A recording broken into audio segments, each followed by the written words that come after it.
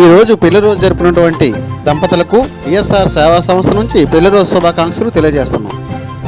ఈరోజు పెళ్లి రోజు సందర్భంగా విఎస్ఆర్ సేవా సంస్థ ఆధ్వర్యంలో ఈ దంపతులు అన్నదాన కార్యక్రమం వృద్ధాశ్రమంలో వృద్ధులకు చేస్తున్నారు. ఇలాగే ప్రతి ఒక్కరూ కూడా అన్నదాన కార్యక్రమం చేస్తారని ప్రార్థన. Happy anniversary.